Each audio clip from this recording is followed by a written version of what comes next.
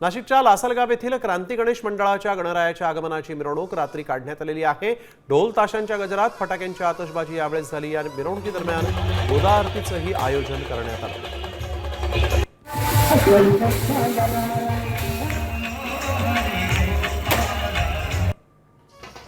पुण्यातल्या पुरंदर तालुक्यातील सासवड इथं गणेश स्थापनेच्या मिरवणुकीत गुरुकुल अकॅडमीच्या विद्यार्थ्यांनी हुंडाबळीचा नारा दिलेला आहे। गणेशाची मिरवणूक सासवड नगरपालिका इथून सुरू करण्यात आली। हुंडाबळीला विरोध झालाच पाहिजे अशा घोषणा यावेळेस देण्यात आलेल्या आहेत।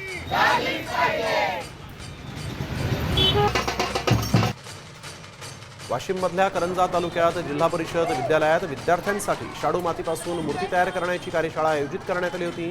या कार्यशाळेला गणपतीच्या मूर्ती बनवण्यासंदर्भात इको क्लबचे गोपाल खाडे आणि स्काउट युनिटचे सतीश चव्हाण, दीपाली खोडके यांनी मार्गदर्शन केले।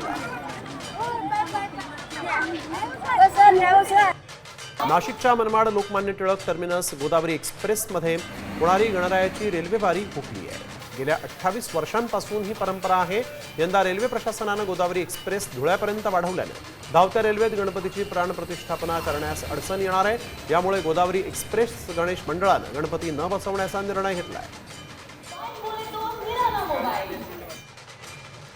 लासलगाव पोलिसांनी सणाच्या पार्श्वभूमीवर नागरिकांमध्ये सुरक्षिततेची भावना निर्माण व्हावी यासाठी म्हणून रूट मार्च काढला। शहरातील मुख्य रस्त्यांवरून पोलीस पथक आणि वाहनांचं संचलन करण्यात आलेलं आहे।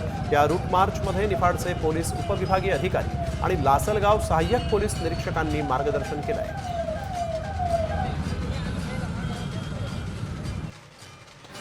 जळगावच्या एरंडोलमध्ये वैद्यकीय व्यावसायिक डॉक्टर कुतुबुद्दीन बोहरी या मुस्लिम परिवारामध्ये 37 वर्षांपासून गणपती बाप्पाची स्थापना करण्यात येते। बोहरी परिवारानं सर्व प्रकारचे धार्मिक विधी करून गणेशोत्सव साजरा केलेला आहे। तसंच शहरातील शेकडो हिंदू मुस्लिम समाज बांधव या उत्सवामध्ये सहभागीही होतात।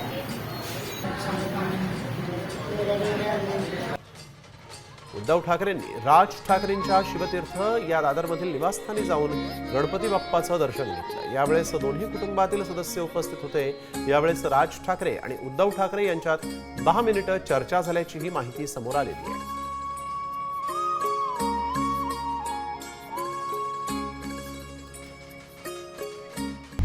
आता isakal.com आहे देशातील नंबर 1 ची मराठी न्यूज वेबसाईट। प्रत्येक अपडेटसाठी isakal.com ला नक्की भेट द्या।